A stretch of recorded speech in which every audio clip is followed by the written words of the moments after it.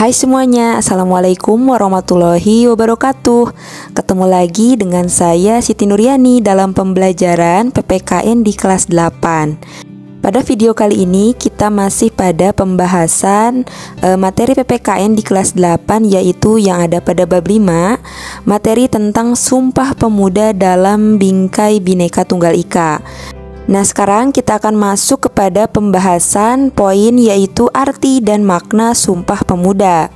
Nah, sebelum kita mulai pembelajarannya, silahkan kalian siapkan dulu ya alat tulisnya. Kemudian kalian silahkan untuk berdoa menurut agama dan kepercayaannya masing-masing, agar pembelajaran hari ini bisa berjalan dengan lancar.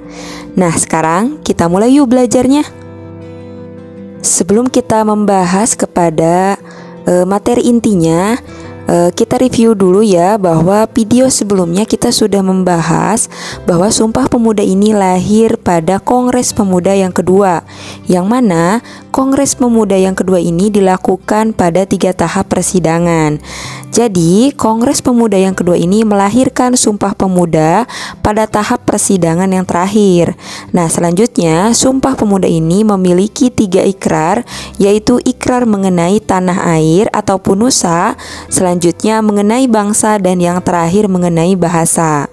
Nah, kalian bisa lihat ya, di sini ada teks dari Sumpah Pemudanya. Kalian dapat membacanya dari ketiga ikrar ini atau ketiga bagian dari Sumpah Pemuda ini. Kita akan bahas ya mengenai bagaimana makna dari setiap ikrar ini.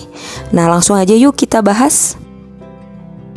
Nah, ini dia adalah materi yang akan kita bahas pada video kali ini, yaitu mengenai arti dan makna Sumpah Pemuda. Kita mulai dari ikrar yang pertama, yaitu satu nusa. Nah, Sumpah Pemuda pada ikrar pertama ini berbunyi, "Kami putra dan putri Indonesia mengaku bertumpah darah yang satu tanah air Indonesia." Nah, maksudnya apa ikrar Sumpah Pemuda yang pertama ini? Ini berarti konsep tanah air yang ada di dalam ikrar tersebut ini berarti pulau. Jadi wilayah yang dilambangkan untuk disatukan dalam konsep ini adalah wilayah pulau-pulau yang tadinya namanya Hindia Belanda.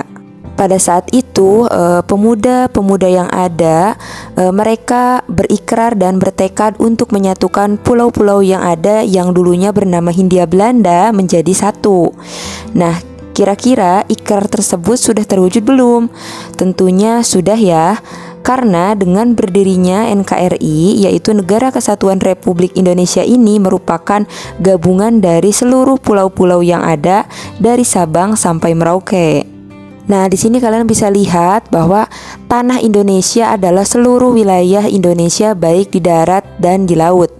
Nah, ini kalian bisa lihat ya betapa luasnya jumlah dari keseluruhan wilayah tanah Indonesia ini. Kemudian wilayah yang luas ini menempatkan Indonesia sebagai negara terluas ke-7 di dunia, setelah negara Rusia, Kanada, Amerika Serikat, Cina, Brasil, dan Australia. Kemudian selain itu pun jumlah kepulauan yang dimiliki Indonesia itu sangat banyak ya, kurang lebih sebanyak 13.466 pulau.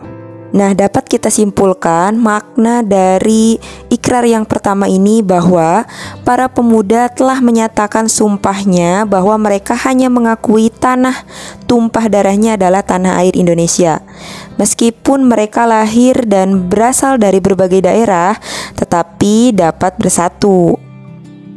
Nah, selanjutnya ikrar yang kedua yaitu mengenai bangsa. Ikrar ini berbunyi, "Kami putra dan putri Indonesia mengaku berbangsa yang satu, bangsa Indonesia." Nah, apa maksud dari ikrar kedua ini? Maksudnya, Sumpah Pemuda telah memproklamirkan nama baru, yaitu bangsa Indonesia. Nah, ini adalah awal mula rasa nasionalisme sebagai satu bangsa itu ada, karena yang diidentikan dengan bangsa ini merupakan satu kesatuan suku-suku yang ada di Indonesia ataupun kebudayaan yang ada di Indonesia itu disatukan menjadi satu bernama bangsa. Jadi pada saat itu karena banyaknya organisasi-organisasi pemuda daerah dan pada saat itu juga belum bersatunya daerah-daerah yang ada di Indonesia, maka para pemuda-pemudi pada saat itu bertekad untuk menyatukan daerah-daerah tersebut. Sehingga persatuan tersebut membuat nama baru, yaitu nama bangsa Indonesia. Nah, dengan terciptanya bangsa Indonesia ini merupakan sebagai tanda awal mula rasa nasionalisme ini ada. Jadi, pada saat itu sudah mulai muncul suatu rasa bahwa kita ini merupakan satu bangsa, sehingga kita harus saling melindungi dan saling mendukung satu sama lain. Nah, oleh karena itu, kita sebagai pemuda dan pemudi Indonesia harus mengaku sebagai bangsa Indonesia, bukan mengaku sebagai suku daerah masing-masing. Dengan pengakuan tersebut, akan muncul rasa persatuan dan kesatuan yang kukuh, serta rasa toleran sesama bangsa Indonesia. Nah, yang terakhir itu ada satu bahasa. Bunyinya yaitu kami putra dan putri Indonesia menjunjung bahasa persatuan bahasa Indonesia. Nah, maksudnya apa? Di sini bahasa Indonesia dijadikan sebagai sarana pemersatu bangsa. Dengan bahasa Indonesia kita bisa berkomunikasi dengan saudara dari suku bangsa yang lain. Seperti halnya kalian ketahui bahwa bahasa daerah yang ada di Indonesia ini begitu beraneka ragam.